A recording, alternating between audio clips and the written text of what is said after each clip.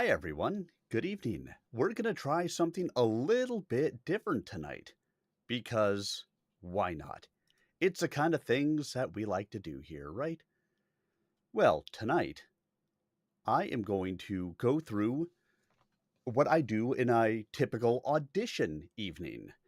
Um, as many of you guys know, I am a voice actor, and as a voice actor, I want to, I audition every Monday night. It's the day that I'm able to have time to be able to do my auditions. So every Monday night, I do my auditions. Well, tonight, I'm going to walk you guys through a little bit about how I actually do my auditions, the steps that I walk through, some of the sites that I go to, and then we're going to do an audition all together, kind of so you can see how it is that I do what I do. If you have any questions as I'm going through, please feel free to ask. I am here to kind of show you guys through, let you see what it is that I'm actually doing, and maybe get a little idea about what it's all about. So if I can answer any questions as we go through, please ask away. I am happy to answer any of the questions for you because you know what? This is something that a lot of people have told me that is kind of neat. They like that, it's out there. And so I can show you a little bit about what it is that I do when I audition. So I hope you guys sit back, relax, enjoy. Again, ask any questions that you want to ask, and I am happy to answer anything that I can answer about how I go through with any of the audition process that I go through as I'm applying and getting voiceover jobs. So, to start with, I want to take you to the main site that I actually use, and that's ACX.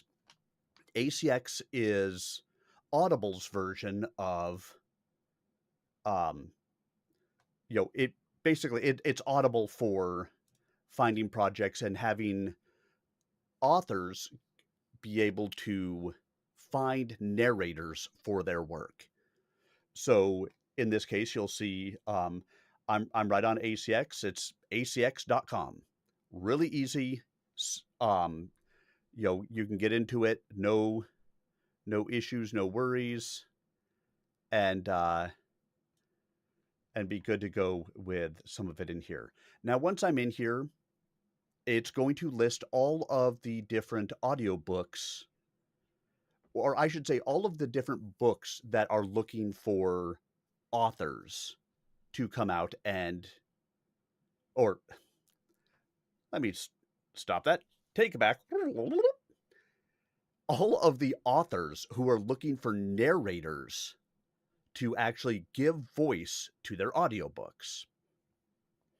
So when I come in here, I do have a couple of things set already. I have my voice gender set. Obviously, I am a male. I don't sound female. My voice is way too deep for that.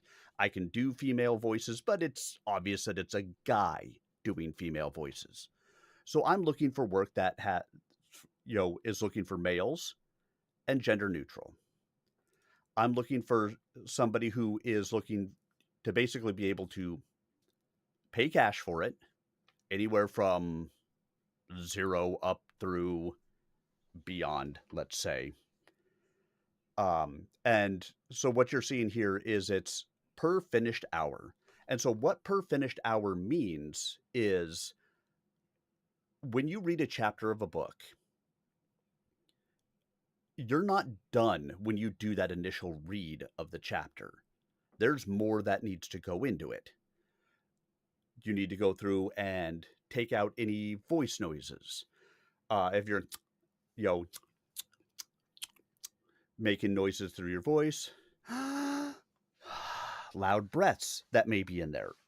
If you had an unnaturally long pause that was in there for some reason, that may be a reason that you need to go through and do some edits. And we'll go look at that software in just a little bit. But we're going to start here. And so per finished hour is 1 hour of audio that has been completely recorded and edited. So it's not, how long did it take me to record it? It's not with all of my breath sounds. It's not with any retakes that I've had to do. It's not with any of that. It is strictly how long it took me, or how long the finished work is.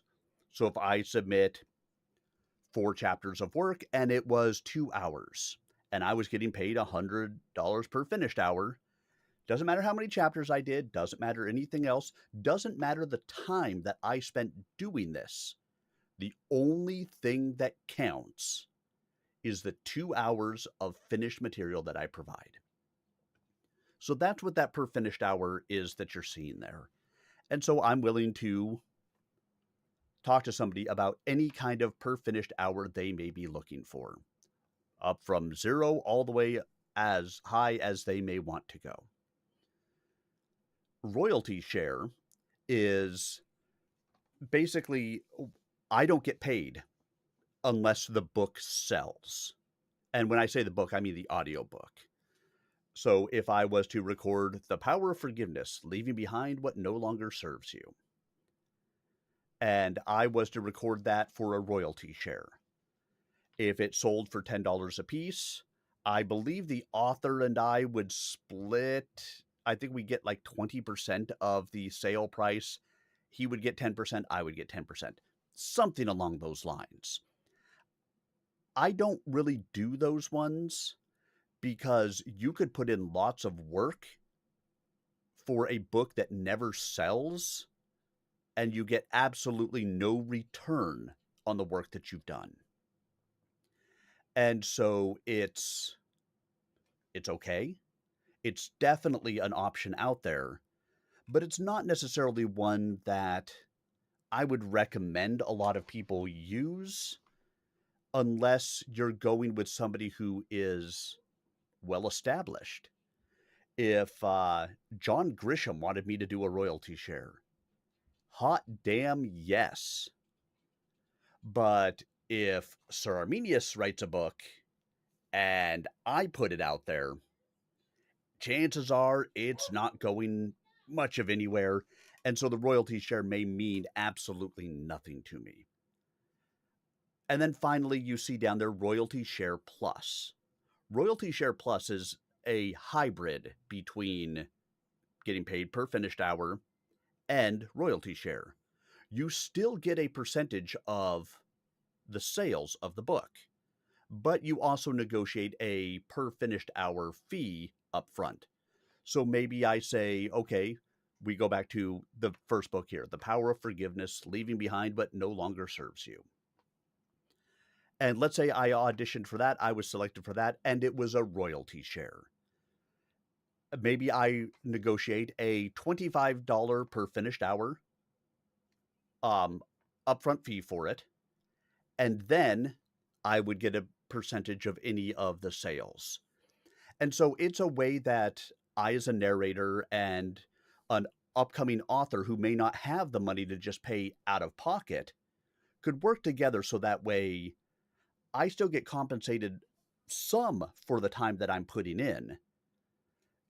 They are able to get a narrator at a lower price, and overall, we may both be able to benefit out of that. So those are kind of your 3 project budgets in there. So you'll see, again, I've selected any per finished hour. I've selected Royalty Share Plus. I'm not just going for, excuse me.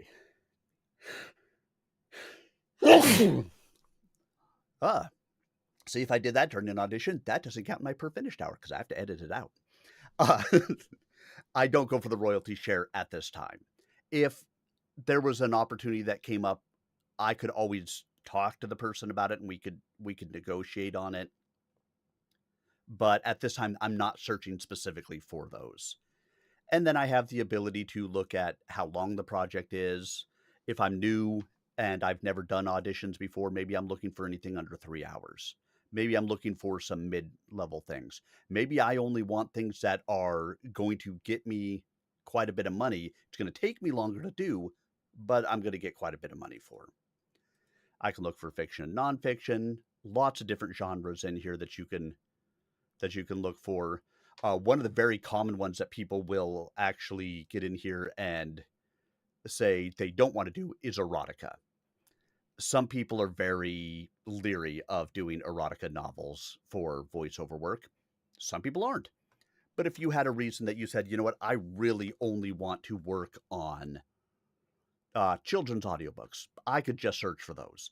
If I only want to go for science fiction and fantasy, I could just look for those. In my case, I'm willing to take whatever may be out there and I will audition for just about anything. Language, most of the time I actually have this in English. Accents, if you had a specific accent that you did or you had multiple that you did. So if I was looking to do an Australian accent and add that into my work here, that was horrible. I could say, yes, I do an Australian accent and add that. If I have a Boston accent, if I have a Cockney accent, I could add all of those to it. Or in my case, I'm just going to look around for things that, whether they have an accent or not, I want to be able to take a look at it. Again, we talked about gender, the voice age. If you can't do a young child, you can't do a tween, you can't do any of those, maybe you want to say, I only want to do things for adults. That's okay. And vocal style. There's a lot of different vocal styles. Again, you can see these and 42 more that I could get in there and use to search for the books that I'm looking to do. In my case, that's not what I'm looking to do. I'm looking for anything out there. Once I have that, I can then come in and take a look through. You'll see that there are 256 possible projects out there right now on ACX. That's a lot of projects out there. However, if we get in here and say, okay, well, we're on page 1 here. Today is the 19th. The first page is all the 19th. Let's take it out to 100, shall we? And if we scroll all the way down towards the bottom, you may see, look, 100 books down, we're still in May. So there's still stuff that's out there that you may be able to take a look at that's still recent. But if I go all the way to the end, you're going to see stuff into April, stuff that got posted at the beginning of April. And I'm not going to go back and audition for any of these because there's got to be a reason why it's still sitting out here a month and a half in. Because I can tell you from my experience of doing these auditions, most of these auditions or most of these books that come up, you have probably 100 to 200 people who audition in the first week for a lot of them. I've talked to a lot of the authors who are doing this, and they just get inundated with auditions. Fantastic for them. It does make it harder as a voiceover artist to get work out of it because how do you stand out in a group of 200? But if you don't try, you can't do it. So I'm not going back a month and a half because if they haven't chosen somebody, there's probably nobody paying attention to it or something here. It's suspicious to me. So I'm not going to go back and waste my time auditioning for something that probably isn't there. So let's take a look at the books that are up here and see if we can find one that is kind of interesting. And I love science fiction and fantasy myself. It is the genre I personally choose to read, but as a voiceover artist, you have to be willing to stretch yourself. And so there may be other things to do in here. So let's say I'm looking for, this one's looking for somebody who's Hispanic. I don't have a Hispanic accent. I'm not Hispanic. It's just not going to work for me. But maybe there are other ones in here. So let's say borrowed, romance, male, English, general American accent, young adult, seductive and sexy. Well, all right. They're looking for somebody who's willing to do royalty share plus, or 100 to 200 per finished hour. All right, well, let's go take a look at it. I can just go ahead and click on in. Um, I can look in here for some notes that may be here. Thank you for auditioning. Please see author note in the script and reach out to me for any additional questions. In addition to that, I can come over here. I can take a look, and ACX is going to give me some actually pretty good information about this book without having to go anywhere else. It's a romance novel. It was posted yesterday. It was originally published. It hasn't even been published yet. Right now, the publication date is showing as August 12th, 2025. So this is a book that isn't even necessarily out yet. It already has an Amazon sales rank. We can find out what the title summary is. We can get some notes from the rights holder. So I am a dark erotic horror author, and I am most known for Twist Me. Please feel free to search my socials and credentials on my link tree. And it has an address. Thank you for your time and consideration of working on this project. So it gives me a little bit of information. I will normally, take it a step further, and I'm going to open this in Amazon because I want to come over and I can see I can pre-order the Kindle book because again, it's showing that it's coming out August 12th. So we got a couple of months before this is probably coming out. I can see the same information here. I can go one step further and look at the author information and take a look at what other books they have out there. This is an author who has done clearly quite a bit of different things because you can see them listed throughout here. And so if there was anything that I could find out about the author themselves, I may be able to look in here and get some more information on the author. In this case, not so much, but it does give you an idea of the steps that I may want to go through before I actually take a look and go through and do an audition. Because unfortunately, one of the problems for voiceover artists in this kind of area at this point is that AI has started to become a little bit more prevalent in some of this. And so you may get people who are creating AI books out there that actually they're never going to go anywhere. So it just helps me to inform on some of the stuff that I may be looking for. In this case, everything looks good. We're looking for a male, young adult, seductive and sexy. Great. Let's go ahead and download the audition script, shall we? So once I download this, then we're going to get more of an idea of exactly what we're looking for.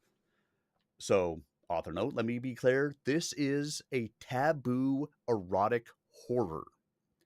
There's necrophilia among many other triggering content, and there are all pairings within this novella. Please reach out for the full trigger list if you have any questions.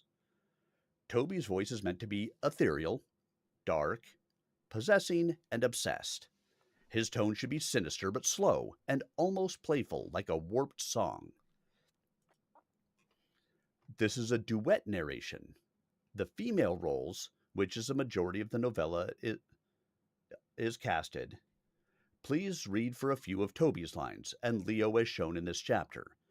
I have also included his memory chapters, where he is not allied by Tabitha's mind and has a more normal way of speaking. Thank you for your time and your audition.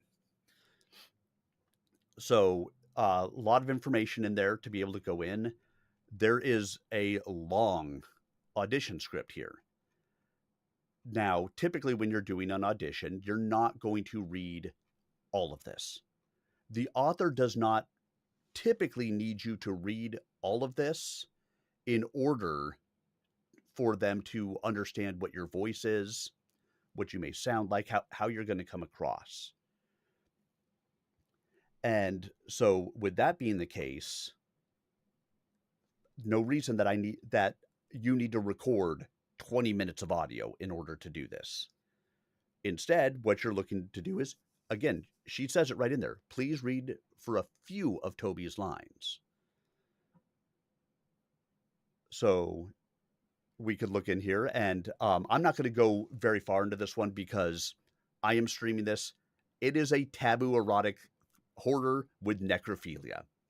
I don't need to put that out there. I don't I don't need to get banned off Twitch and TikTok and YouTube and everything because I put this kind of thing out there onto there. Instead, we'll take a look at this really quick. And then when I do an audition tonight, because we are going to do one shortly, we'll do something different than this one. But this gives you an idea of some of the stuff that we may have here. So I may say, all right, maybe this one isn't the right one for now. So let's go back to finding projects and let's find another one that is a little bit easier. How about we just look at from farm to table, building a thriving organic and sustainable food business? Simple, right? Again, it's looking for a male narrator. It's looking for the budget is 50 to 100 per finished hour. So let's say just for easy math, we negotiated for $100 to do this. The estimated length of this book is 5.2 hours. So I know that if I got this role, it's about $500 for me if I was to achieve the role. So again, we don't see any notes from the rights holder here. We don't see any notes from the rights holder here. The book has come out. I can go and view this on Amazon once again, because again, I would recommend that you go and view it on Amazon if you were looking to be able to do this, just so that way you have an idea. Are there any reviews out there? Is it doing anything? I mean, there's no customer reviews. We get a little idea of what it is. I can go look at the author. The author has, according to this, their name is showing on a lot of different things, which is kind of weird. Let's go back. Yeah, because Michael Austin, author. And it's showing all of these things, but like I don't actually see his name coming up on a lot of this stuff.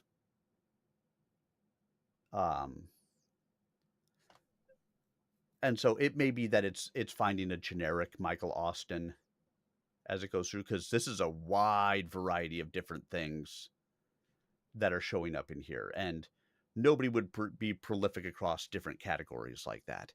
It also actually tells me that this is one of those situations where this might be an AI that's putting this together, and they're just using a name and they're just flooding the market with lots of different things.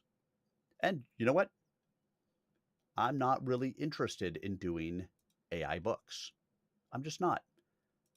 If you want to write a book and want me to voice it, I am happy to. If you want to have ChatGPT write a book for you and want me to voice it, I'm not so much. So let's continue to look through and see what we can find. And we'll continue. We looked at that one. Lit RPG plus slice of life plus modern plus weak to strong. Science fiction and fantasy, male, English, unspecified, per finished hour, and over 10 hours. Sure, let's take a look at this. See if they have any information for us. So he's saying $25 per finished hour. I'm not interested.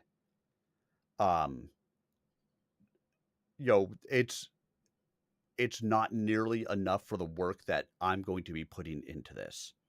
So $25 per finished hour, it's just not going to be for me. So I can continue to move along.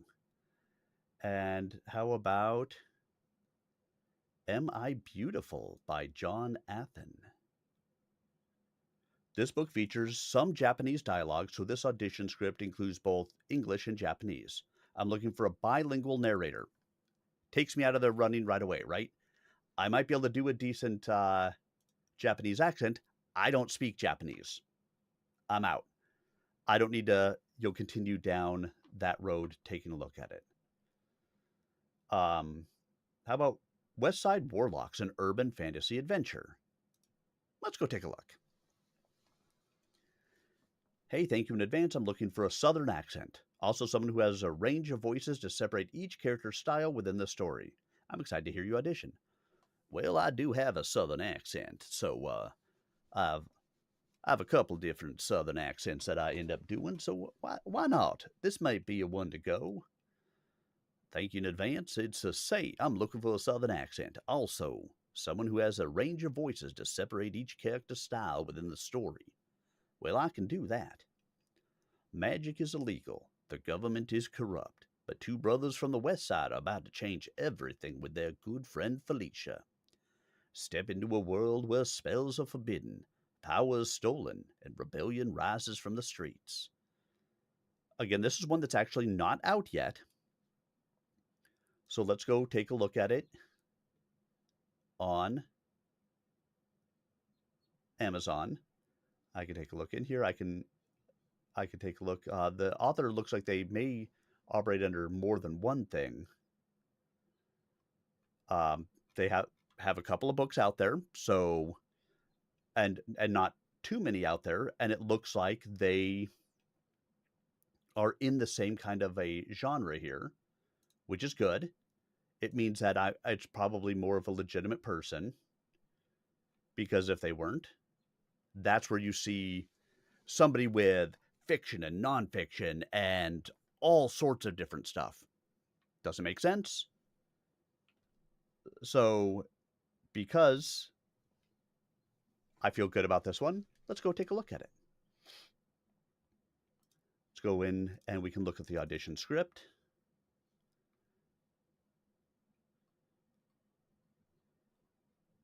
So, again, the reason I feel okay to share some of this stuff, anybody can sign up for ACX, anybody can get out here and audition. There's nothing special that needs to be done for any of this.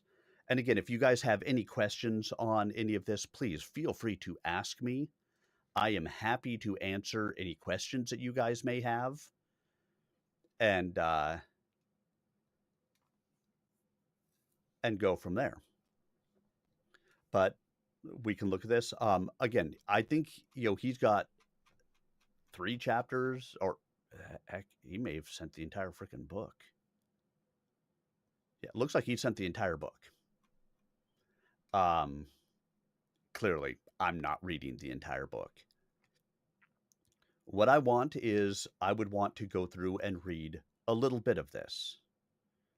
So I'm going to do a quick read through before I actually go in, and then we can look at doing maybe a quick audition for this.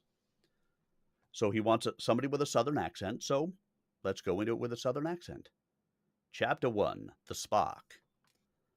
The night air was thick with the scent of burnt rubber and desperation. Streetlights flickered like dying stars, barely illuminating the cracked pavement of West Side Heights.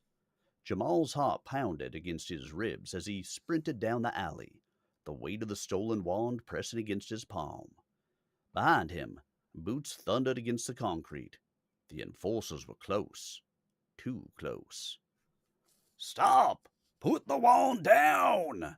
a voice barked through a metallic speaker. Jamal didn't listen. He couldn't. He had one chance, and he wasn't about to let it slip. Up ahead, PJ crouched behind an overturned dumpster, his breath coming in sharp gasps. His younger brother had always been the brains, but Jamal had the guts. Together they were unstoppable. At least, that's what he told himself. Jamal dove behind the dumpster, pressing his back against the cold metal. "We good," he whispered. PJ peeked around the edge. 4 enforcers, one with a full-body mech suit. Damn, they brought the big guns. They ain't playing around. Jamal tightened his grip on the wand. It wasn't like the ones in old fairy tales. This was a Surge Mark 7, government issued, sleek, and pulsing with blue energy veins. Top-tier magic tech, way more advanced than the scraps they usually found. PJ pulled out a small modified device, a spell siphoner they'd rigged from scavenged pots.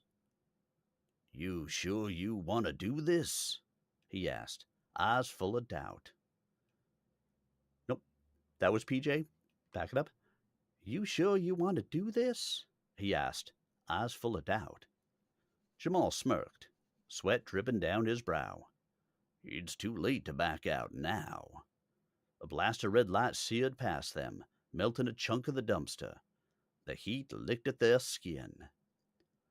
Move! Jamal yanked PJ to his feet, taking off toward the abandoned subway entrance at the end of the alley, their only escape route. So again, reading just enough of it to get an idea. Is there any names coming up that I'm not that are going to give me an issue? Get an idea for what I may want for a voice in my head. So we've got Jamal. We've got PJ.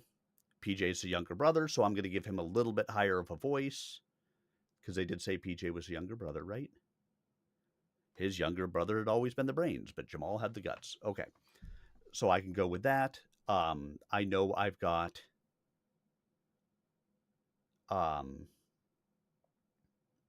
some other things in here.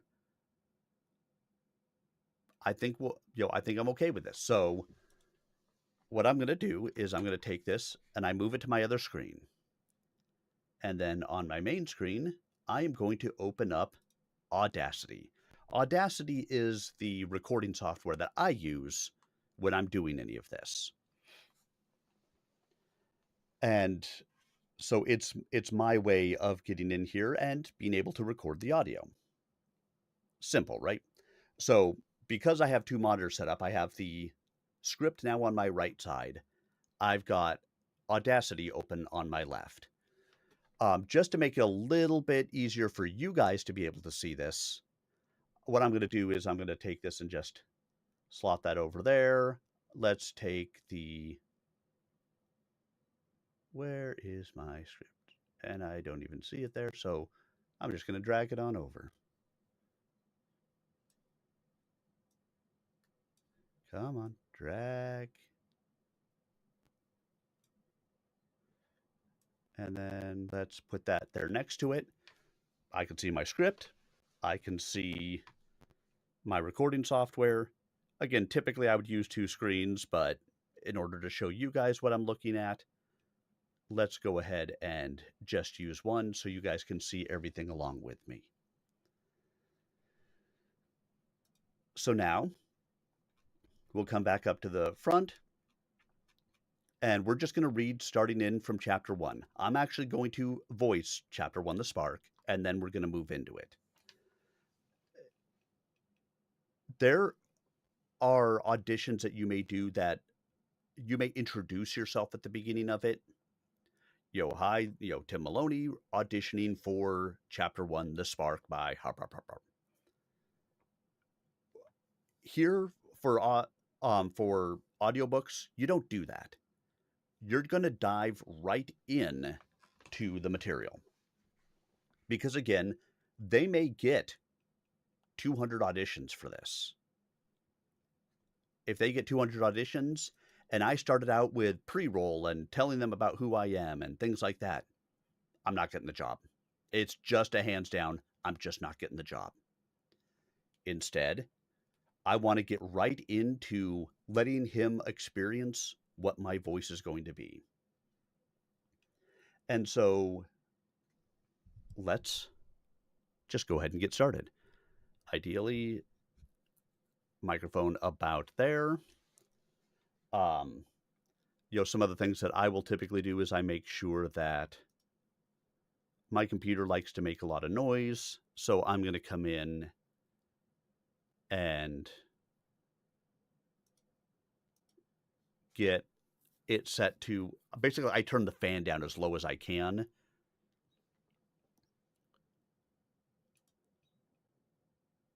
I have my recording set up right here. So I will get in here and it's going to drop my fan from 1100 RPM. It's going to drop me way down to normally right around 600, and it makes it quieter in here. You guys may not hear it in the background, but it is there. And so this will quiet it down a little bit, so less sound coming in.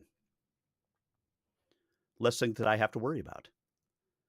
And then I can just go ahead and get started. So let's get started. Chapter 1, The Spark. The night air was thick with a scent of Nope, already messed that up. So I'm doing what's known as a punch and roll. And basically, I'm going to come back to here. Chapter 1, The Spark. The night air was thick with a scent of burnt rubber and desperation. Streetlights flickered like dying stars, barely illuminating the cracked pavement of West Side Heights. Jamal's heart pounded against his ribs as he sprinted down the alley, the weight of the stolen wand pressing against his palm. Behind him, boots thundered against the concrete. The enforcers were close. Too close. "Stop! Put the wand down!" A voice barked through a metallic speaker. Jamal didn't listen. He couldn't. He had one chance, and he wasn't about to let it slip. Up ahead, PJ crouched behind an overturned dumpster, his breath coming in sharp gasps. His younger brother had always been the brains, but Jamal had the guts.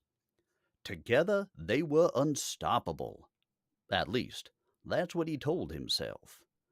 Jamal dove behind the dumpster, pressing his back against the cold metal. "We good?" he whispered. PJ peeked around the edge. "4 enforcers, one with a full-body mech suit. Damn, they brought the big guns. They ain't playing around." Jamal tightened his grip on the wand. It wasn't like the ones in old fairy tales. This was a Surge Mark 7. Government issued. Oh, I'm not happy with that. Government issued. Yep, definitely misspelled saying or mispronounced government. So I'll come back at the ones in old fairy tales. This was a Surge Mark 7. Government issued, sleek, and pulsing with blue energy veins. Top tier magic tech. Way more advanced than the scraps they usually found. PJ pulled out A. Magic tech. Way more advanced than the scraps they usually found. PJ pulled out a small modified device, a spell siphoner they'd rigged from scavenged parts. "You sure you want to do this?" he asked, eyes full of doubt. Jamal smirked, sweat dripping down his brow. It's too late to turn back now. A blast of red light seared past them, melting a chunk of the dumpster. The heat licked at their skin. "Move!" Jamal yanked PJ to his feet, taking off toward the abandoned subway entrance at the end of the alley, their only escape route. PJ flicked his homemade wand upwards. The tunnel's old security door hissed and creaked open just enough for them to squeeze through. As they stumbled inside, Jamal slammed his hand on the control panel, short-circuiting it with a spark of magic. The door sealed shut just as the enforcers reached it. They were safe. Well, for now. The subway tunnel stretched into darkness, their walls lined with forgotten murals and graffiti spells that had long... Gonna take it back to a good place. For now. The subway tunnel stretched into darkness, their walls lined with forgotten murals and graffiti spells that had long lost their power. PJ flicked on a small orb of light, casting eerie shadows as they moved. "We need to get to Malik," Jamal said, breath still ragged. "He'll know what to do." Nope. "We need to get to Malik," Jamal said, breath still ragged. "He'll know how to crack this wand." PJ hesitated, scratching the back of his head. About that. Malik ain't exactly waiting with open arms." And then I'm going to stop right there. I've got 3 minutes worth of audio recorded. That's going to give him a decent idea of what I sound like and, be able to give them an ability to do that. So you can see throughout here, Audacity, and let's go ahead and make it a little bit bigger. Audacity has every time I did a punch and roll. So a punch and roll is when I take it back and I re-record something that wasn't quite right. So in this case, I went back, a couple of times to be able to do that. Punch and roll and have it in here. So I can see all of those separations in here if I wanted to go through and take a listen. I'm good. So what I'm going to do is I'm just going to select it all, and I'm going to join all of the audio together. So that way it's all together. I have a hotkey set up for this. There you go. Hotkey done. And then what I'm going to do is I can sit back and take a listen to it. And let's go ahead and get back to the beginning. We're going to zoom in a little bit closer. I'm actually going to change this to be here. This gives me an idea of what the decibels are on each of these things. And one thing that I also have, and a really neat feature of Audacity, is I can come in and do an ACX check. This is going to tell me, hey, HMods, how are ya? World War II. Reaper's one that I know a lot of people like. But Reaper I know does a lot more. It's not geared as much towards voice as it is towards music. So I've used Audacity for years and years because it's free. Starving voiceover artist. So you do what you have to do. Exactly. And so, like I said, this will actually have an ACX check that I have along with this. So it tells me my peak level is too low, my RMS level is too quiet, my noise floor is good, and it requires a 44/100 sample rate. Yes, it does. So let me fix that really quick. I was doing some other work that wanted a 4800. And so because of that, my audio settings were set to it. So let's change those back. Okay. And that should adjust my project. Now, if I analyze, I do an ACX check again. Nope, I forgot. I got to remember how to do it. Rate 44/100. I just make the change here. And now when I analyze it for an ACX check, that won't be an issue. I have other audio stuff set up in my macros, which I actually have to adjust something. Let's see. It's my normalization. Nope, not that. My normalize. Yes. So I normally set this to a -4. And so then I can close. Yeah, just accept my changes. And then I'm going to run that mod on here. And what that's going to do is it takes it, and then I do a second noise gate to this. And what it does is now if I come in and I do an ACX check, you're going to see that the peak level is passing, the RMS level is passing, the noise floor is good.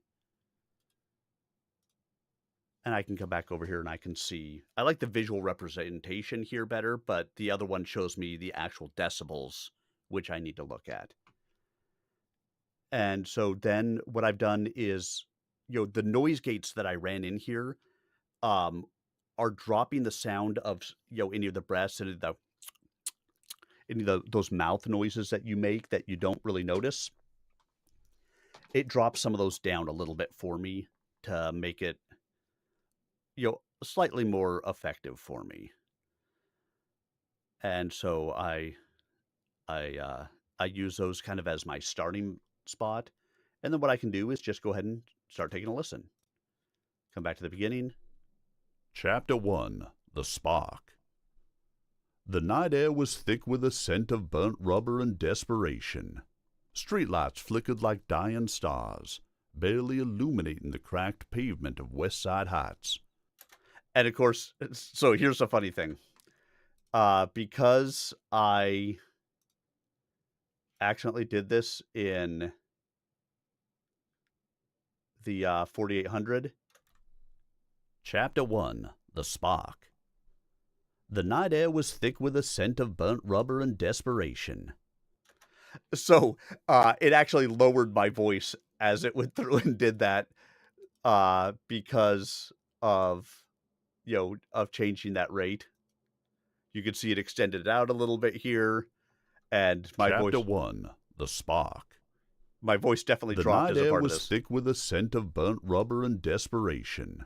Streetlights flickered like dying stars, barely illuminating the cracked pavement of West Side Heights. Jamal's heart pounded against his ribs as he sprinted down the alley, the weight of the stolen wand pressing against his palm. So what I need to do is I need to have this at the right rate, but I need to have my voice at the right rate to it. So I know there's got to be a way to be able to switch it without switching the speed with which it's going, but I'm not sure actually what that is at the moment because normally I just record it in the right stupid thing. And in this one, I just managed to mess it up. But what I would do is I'd start listening through, and like I can visually see right here. Stop! Put the... Okay, that was a P. That was good. But I can visually look through here a lot of the time and see places where there may be audio sounds that are not where I wanted them to be. Himself. Jamal dove behind the dumpster, pressing his back against the cold metal. "We good?" he whispered. And so I will look through for some of those, like this.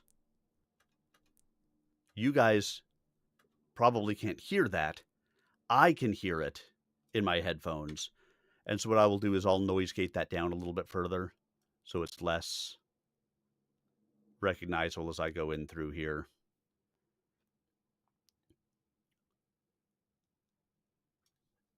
I can see that there was definitely something there. So I can just take it and noise gate it down a little bit. And then PJ. And then I don't really hear it. Jamal. And just, I'll do some simple editing through here. I come up to the end. Ain't exactly waiting with open arms. And so, overall, it looks like I got a lot of them. I can hear right there. Noise gate it. Their only escape route. PJ flicked his... And then normally what I would do, and I'm not going to go through all of this process with us here, together tonight, but I would go through and I'd make sure I'm listening for the sound in here. I make sure I didn't accidentally leave too long of a pause in here somewhere, anything like that. And so then I'm just going to go ahead and save the project, save it as, and this one was called West Side Warlocks. And so I have my auditions folder and I just make its own little thing for it.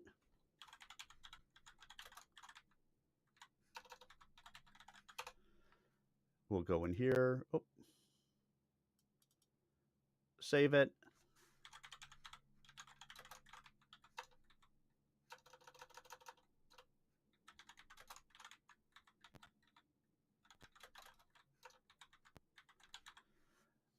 Like a lot of times I will save it immediately after recording so I have a good raw version to go back to. I didn't do that here because we're together. So I'm just going to say pre-edit because I really haven't gone through to do any of the edits here. And I'm going to save it. That way I have my audio that I started with that I can now go back and have a good version of it if I need it as I come in here. If I don't need it, hey, great. If I do need it, well, then I've got it to be able to come back and reference. And so I wonder, let's see, this was 3 minutes 22. And if I change, I keep on hitting the wrong button. And if I change this to here, it moved it to 3 minutes 40. If I change this and I'm just curious.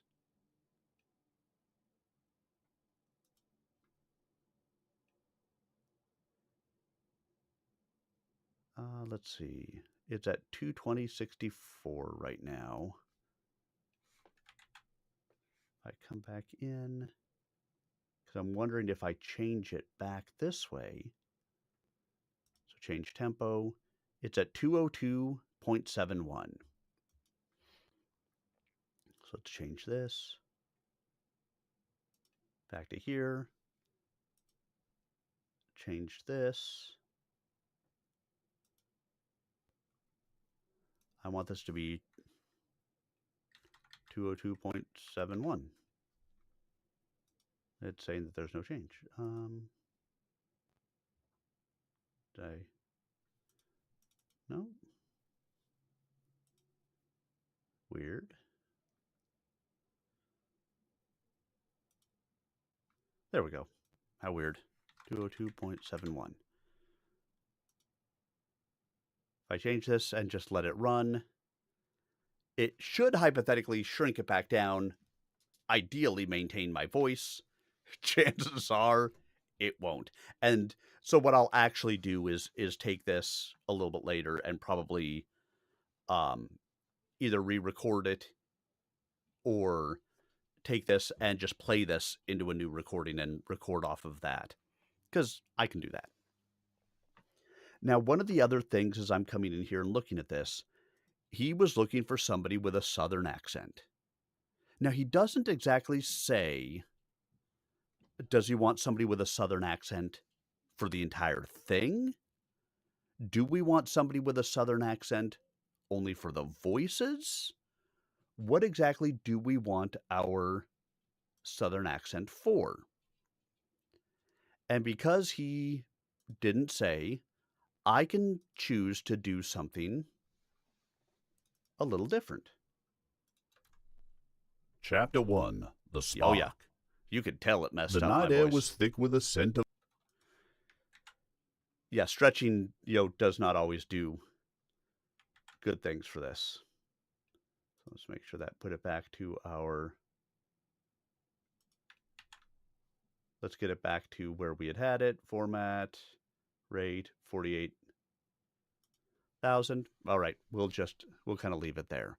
Because he didn't say whether he wanted a Southern accent throughout the entire thing or just for some of the voices, this may be an opportunity where I will come through and I will do 2 auditions for the same book. And what I'll do is I'll make the boys that we have here, Jamal and PJ, I'll give them Southern voices. But the narration, and maybe I just go with my normal voice. Chapter 1, The Spark. The night air was thick with a scent of burnt rubber and desperation. Streetlights flickered like dying stars, barely illuminating the cracked pavement of West Side Heights. Jamal's heart pounded against his ribs as he sprinted down the alley, the weight of the stolen wand pressing against his palm. Behind him, boots thundered against the concrete. The enforcers were close. Too close. Stop! Put the wand down! A voice barked through a metallic speaker. Maybe I can try to make that metallic. Stop! Put the wand down.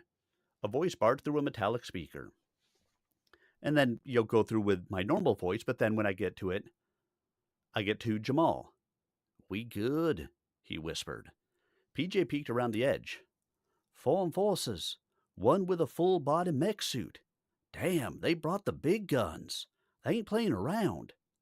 Jamal tightened his grip on the wand. It wasn't like the ones in old fairy tales. This was a Surge Mark 7, government-issued, sleek, and pulsing with blue energy veins. And so I could make the choice to go through and do it like that, so that way we've got a full, I'm giving him options that he could go through and listen. Will that do anything for me? I don't know. But giving him different voices and things like that may be good. Merrick's not waiting with open arms. Look, and now... Damn, Jamal muttered. Malik stepped forward, a grin spreading across his face. Hand it over, Jaw. You know how this works. Jamal felt his stomach drop. You sold us out? PJ paused. It's not like that. I was just surviving. Malik cut in. We all do what we gotta do. I'm just mad you got it first before I did. Now, the wand. Or maybe, surviving. Malik cut in. We all do what we gotta do. I'm just mad you got it first before I did. Now, the wand. Take the voice in all sorts of different ways as we go through. But, experiment, try it out, and find what works for you and makes you happy as you go through and sounds right to you. If the author gives more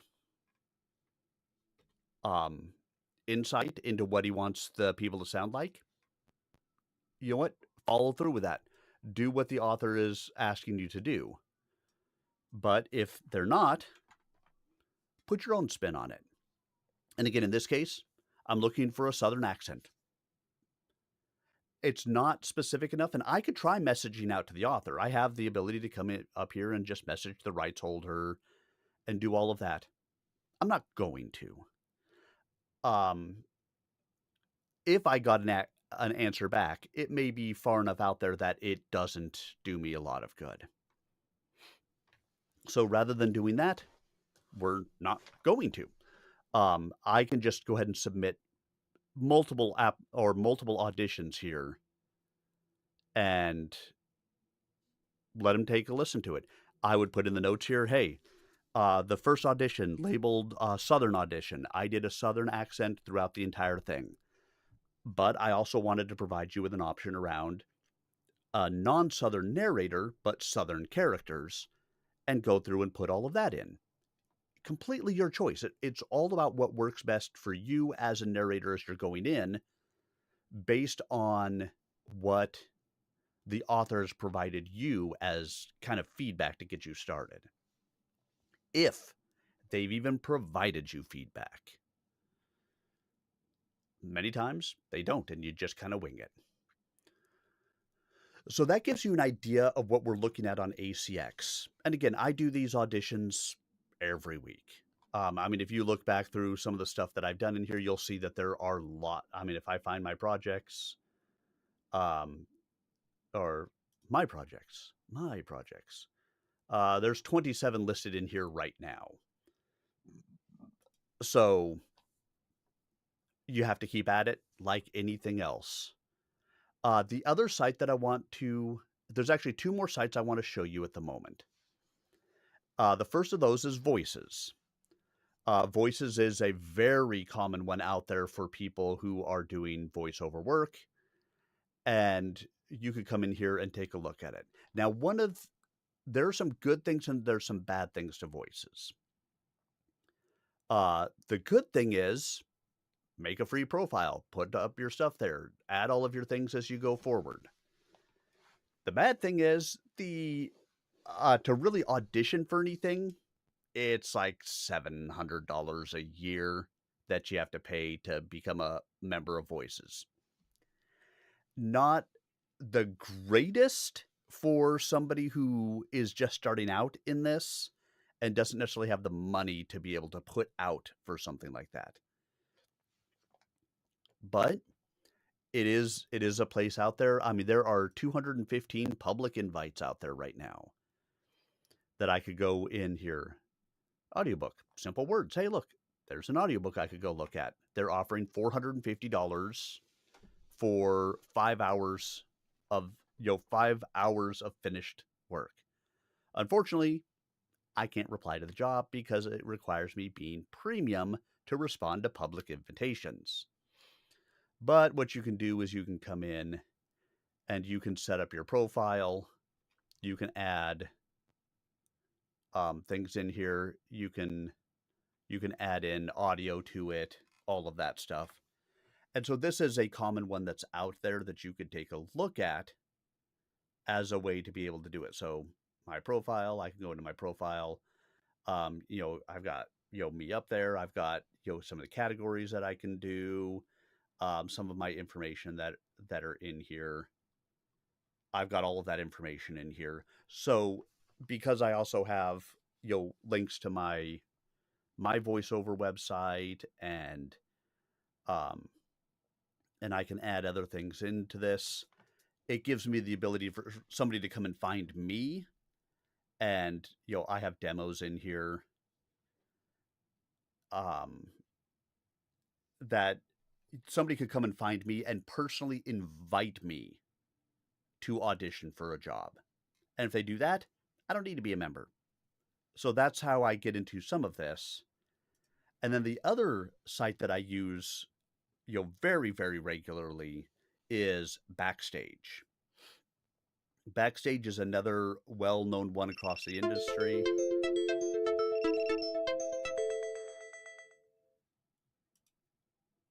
Hmm, my TikTok live disconnected for a moment, but it looks like we're back now.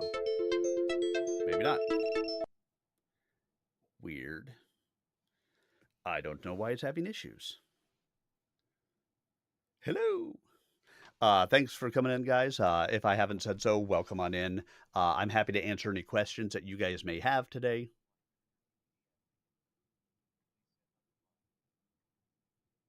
Sure.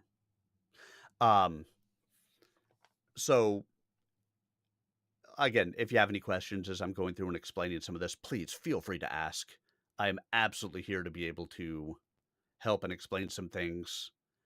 Um, if you are interested, you can also message me afterwards, things like that. I'm going to try to do these a little bit more regularly, and we'll actually turn into doing some auditions as we do this.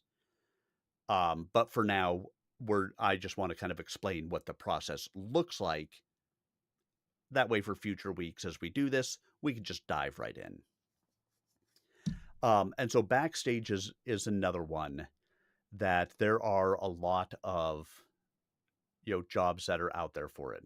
And so if I just went into all jobs at the moment, there are 16,456 jobs with 4,995 productions in all locations.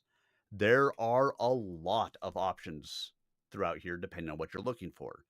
Personally, I'm looking more for voiceover from home. And so it's things that I'm looking for to be able to do an audition for and do the work right from the house. And so driver safety, micro learning content, comedic voice artist. Ooh. Seeking a talented comedic voice artist for a series of 2 to 3 minute micro learning voiceovers focused on driver safety topics, such as eco driving, distracted driving. Records remotely by early next week. All right, well, let's go take a look at it. Um, and so we can look in here. Must have a natural conversational delivery style and sharp instincts for enhancing humor and relatability. Unscripted feel, like you're speaking to a friend, not reading. Has comedic timing that doesn't feel performed. More clever coworker than cartoon character.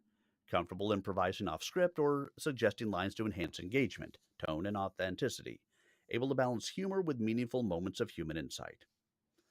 Uh, you know, pre-screen requests, audio, rate 25 to 50 an hour, total pay 250 to 500 for an estimated 10 hours of work. Um, Submit a short sample using the provided script or section of it. The company is especially interested in your performance style, any small improv tweaks you make to the wording or rhythm, and how you bring the tone and intention to life. You can record the full script or a selected portion, whatever best showcases your voice and personality.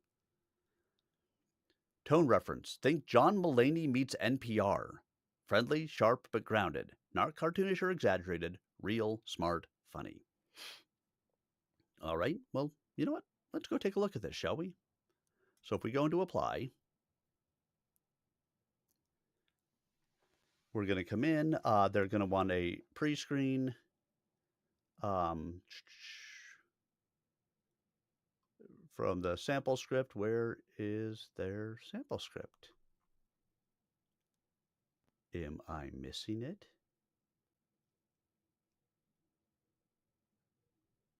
I don't actually see. a sample script at the moment.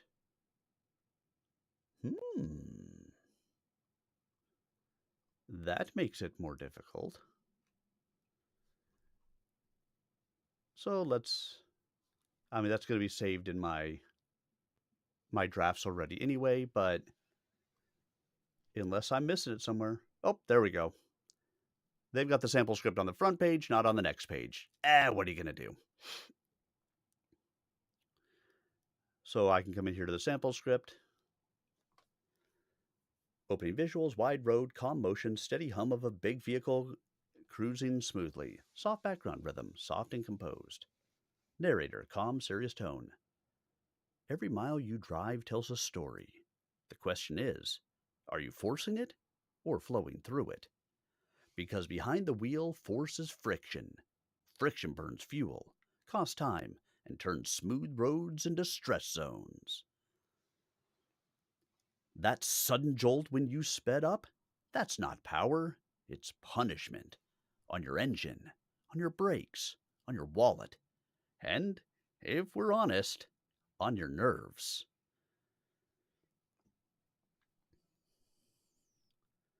Scientists have a word for it. Jerk. Not the driver. Okay, sometimes the driver, but the change in acceleration that turns a smooth ride into a jarring one. And data doesn't lie. More jerks equal more collision, more fuel, more brake wear, less control. You might think you're shaving off time, but what you're really shaving is tire tread and about 30% of your fuel efficiency. And let's be honest, gas is expensive. So ask yourself, are you driving smart or just driving on impulse? So I like this. I think this could be fun. So again, let's go back to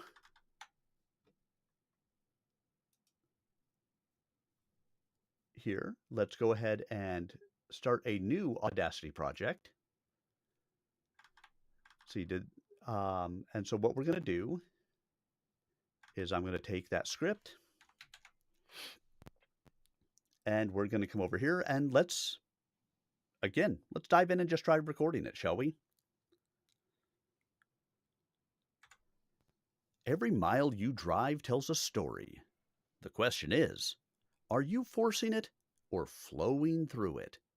Because behind the wheel, force is friction. Friction burns fuel, costs time, and turns smooth roads into stress zones.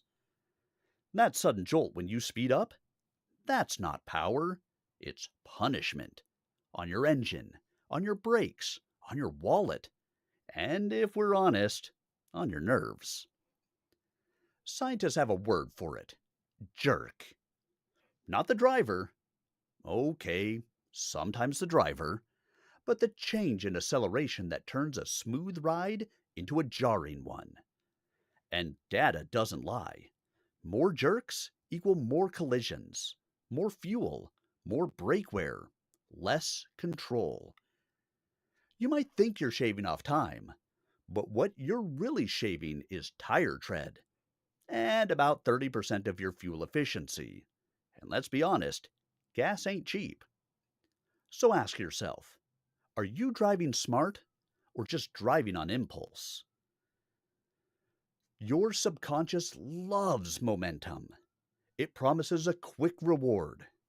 Beat the light and avoids discomfort. Don't stop now. But that's how risky habits get wired in. Over time, your foot learns to rush instead of read. At 35 miles per hour, you need, 4 to 5 seconds to stop smoothly? At a heavy load, air brake lag, maybe wet pavement, you're thinking in a panic.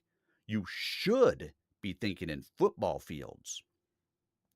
Here's the thing. Your rig's not a go-kart, and you're not in an action movie. Slam the brakes too late, and you just became the plot twist. The real win isn't flooring it.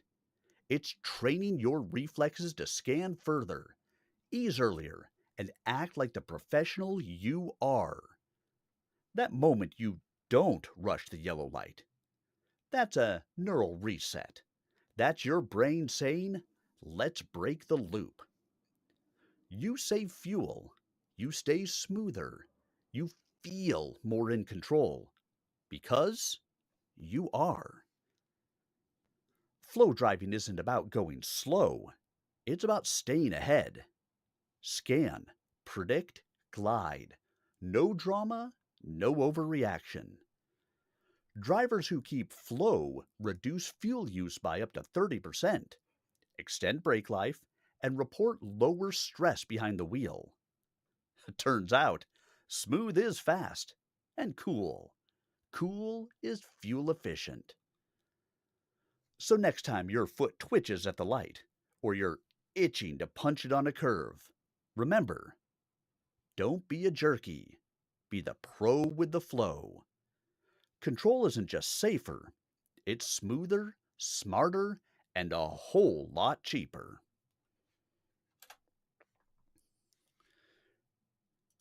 There we go. So full full audition put together right there. Obviously what I would do is, I'm going to make sure that it's all joined together. I'm going to run my audio stuff on it. Take out some of those extraneous little things. And then let's take a quick listen, shall we? I can analyze this. It's not ACX, but I still like to use the ACX check just to get an idea. Our peak level is 4. RMS is good. Noise floor, anything under negative 60 is good. I'm at negative 76. So I could hear my key there at the beginning. So I'm going to just noise gate that down. Every mile you drive tells a story. The question is, are you forcing it or flowing through it? Because behind the wheel, force is friction. Friction burns fuel, costs time, and turns smooth roads into stress zones. That sudden jolt when you speed up, that's not power, it's punishment. On your engine, on your brakes, on your wallet, and if we're honest, on your nerves.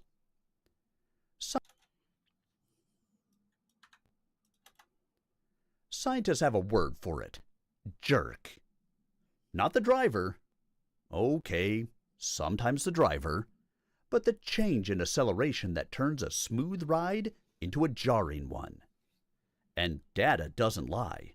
More jerks equal more collisions, more fuel, more brake wear, less control.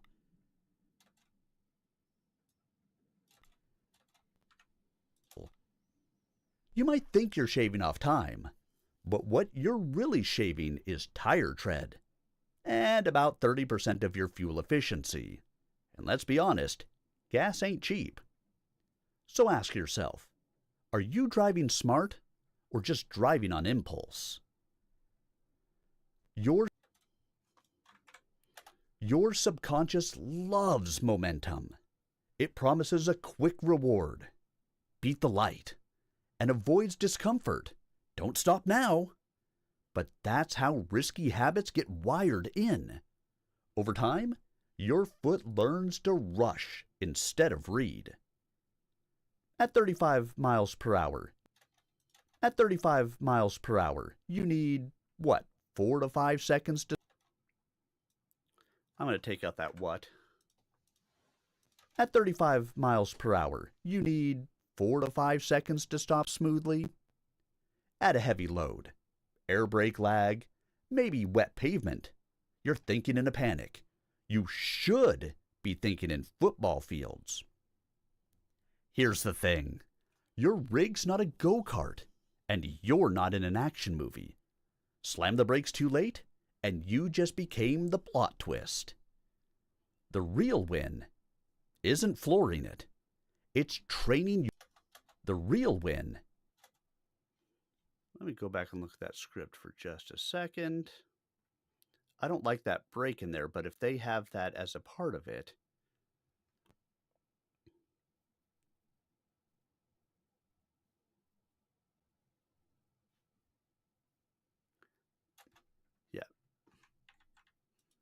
The real win isn't. So let's take out that little break, make it sound more natural. The real win isn't flooring it.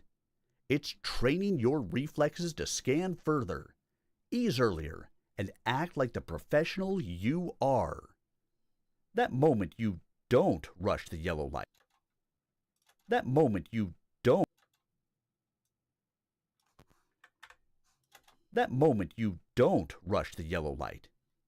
That's a neural reset. That's your brain saying, let's break the loop. You save fuel. You stay smoother. You feel more in control. Because you are. Flow driving isn't about going slow. It's about staying ahead. Scan, predict, glide. No drama, no overreaction. Drivers who keep flow reduce fuel use by up to 30%. Extend brake life. Extend 30%. Extend brake life and report lower stress behind the wheel. It turns out, smooth is fast and cool. Cool is fuel efficient. So next time your foot twitches at the light or you're itching to punch it on a curve, remember, don't be a jerky. Be the pro with the flow. Control isn't just safer, it's smoother, smarter, and a whole lot cheaper. There you guys go. What do you think?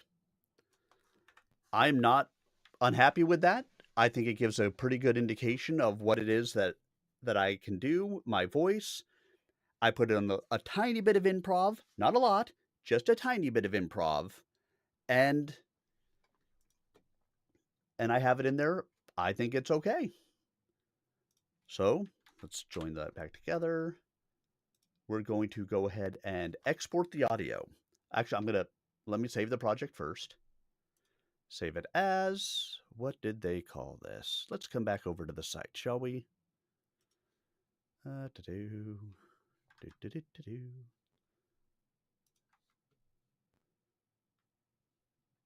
Eco driving. So let's save it as eco driving.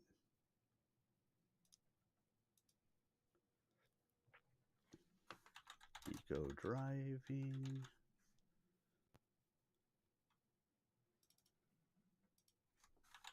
Eco driving.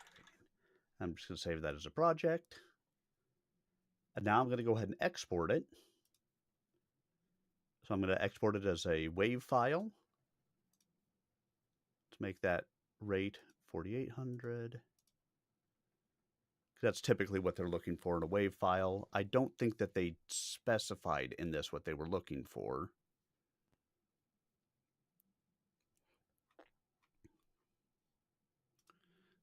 I can view my draft. Let's see. Yeah, they didn't specify in here what they were looking for. So what I'm going to do is just go ahead and I'm going to export this. Let's get into, nope, I'm under documents, auditions, eco driving. So a couple of things I'm going to do here. My name, eco driving. Actually, I'm going to change this to the actual name from here. Driver safety micro learning content. I'm going to put down the place that I actually did the audition in. Because if they posted this in multiple places, I want them to know where they can go back and find me. And so I've got all of this information right in the title, and I'm going to go ahead and save and export. And now back to Backstage here, and I can go ahead and add my pre-screen. It's got other things that I've done before, but I'm going to upload new because I need to upload the file that they were asking for. Eco driving. And here we go.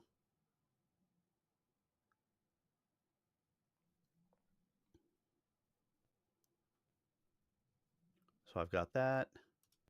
So I can add that pre-screen audition. So, hey, we've got it here now. So we're good to go. Audition done, uploaded. I need to finish going through here. So I can add a resume. I don't really have a resume to add at the moment. I could add a cover letter. I don't really have a cover letter to add. I have a generic one that I use. So I'm going to go ahead and add that. So let's see it. Hello, and thank you for taking a moment to learn a little more about me. I am a newer professional voice actor, but I've been using my voice professionally for years in radio, theater, and as a live streamer. I have a work from home studio and have experience with editing my own audio when needed. If you choose to work with me, you will not be disappointed with the quality of the product I can deliver. Generic cover letter. I really don't have any kind of a resume because any of the work that I have done so far has all been confidential work. Unfortunately, that means with confidential work, I can't add it to my resume. So I'm not going to add a resume. It's not required. They can go back and look at my profile. I could look at other voice reels here and see if there's something more appropriate to add in here. And I don't know that there really is. I need to go back through and update some of these. But I think I have to have some things here. So if I just, yeah, I'm not going to add any additional voice reels. Those are available on my profile page here if they wanted to go see them. If they don't want to see them, they don't need to. So then I can just go ahead and apply now. Done. I've applied to an improv voice actor. Way to go. And there we go. That was it. As you can see, it's not something that I need to take and spend my entire day trying to perfect something in here. You want to put together something decent, and the more and more you do this, the easier and easier some of this gets. But in the meantime, hey, come in here, do what you can if you're interested in it, put together something, put in your audition, and as some really good people who have given me this advice have said, send it and forget it. I don't need to go back and look at this audition. I have submitted it. I just need to let it go. If they are interested in me, they'll reach out. If they don't reach out, it's probably because they had 100 people audition, somebody else fit their thought process better, and so I don't have the job. That's fine. I just move on to the next one. And so I could go back and I could, find jobs.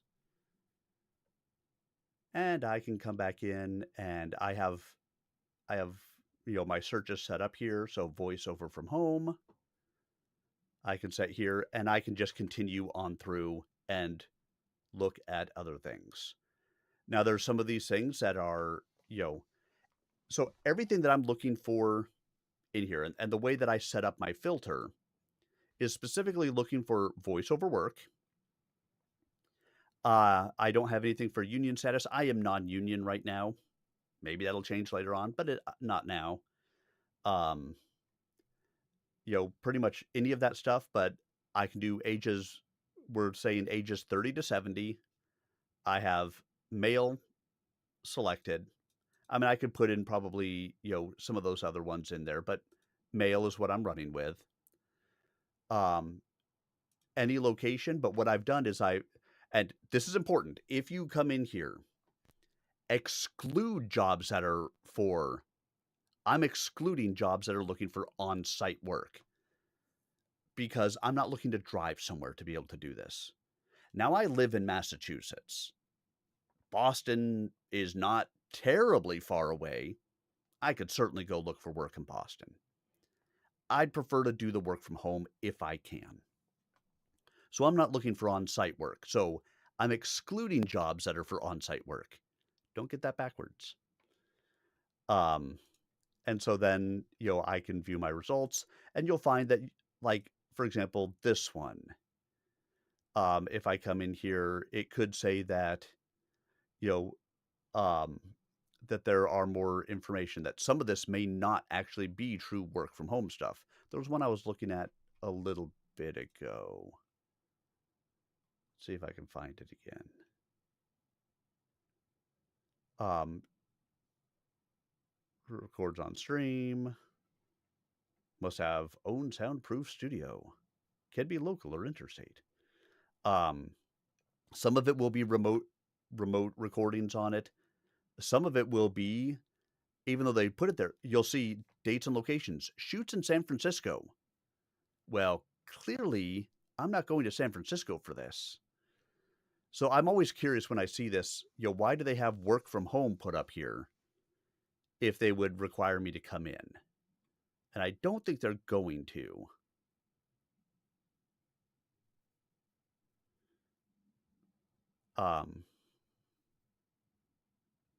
Seeking talent from San Francisco, but they're, looking for somebody who, can do it as a work from home.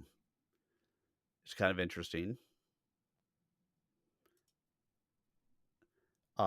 Native Portuguese speakers, yeah, that ain't me. And so you'll see a lot of different stuff here, and a lot of this stuff is also you'll see in here that payment may not be specified. Roles paying up to $50. Some of it may be like this one, roles paying up to $500, but this next one, it may be that it's unpaid. Yeah, Isaac Lead, not paid. All other roles, not paid. That's okay too. There's no reason that if you're a voiceover artist looking for work, that you always have to look for a paid position. Obviously, ideally, you're getting paid for the things that you do. But especially if you're a starting out voiceover artist, why not get something on your resume? And so I will apply for not only paid positions, but I have also applied for non-paid positions in here in attempts to be able to build up my resume. There's no reason that you have to go with one or the other. Find what works for you. Maybe once you've been doing it for a while, you say, I'm not going to do the free stuff anymore. But a lot of the stuff, when it's the non-paid stuff especially, it's final projects for college students. Well, heck, is there any reason we wouldn't want to help a college student be able to do their final project by doing some free work for them, if you have the time? Completely up to you and what you have the desire and ability to be able to do. Well, we've been at this for about an hour and a half now, guys, and I'm going to call it here. We've talked about some of the sites that I go to, ACX, Voices, Backstage.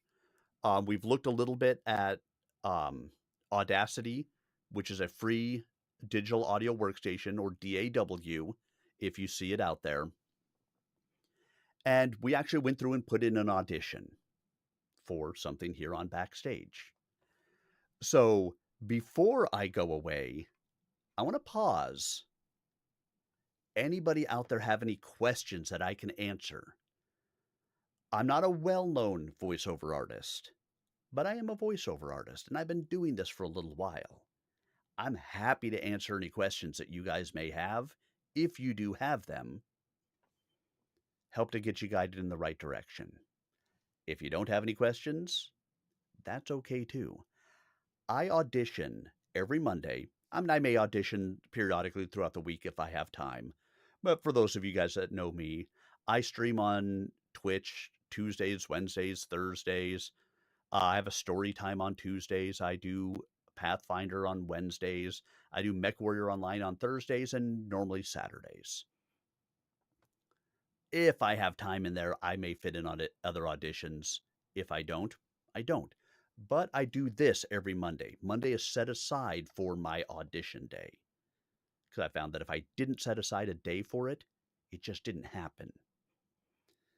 So, if you don't have any questions today, if you think of questions coming into next week, set them aside. send me an email, send me a message on my Discord, anything like that.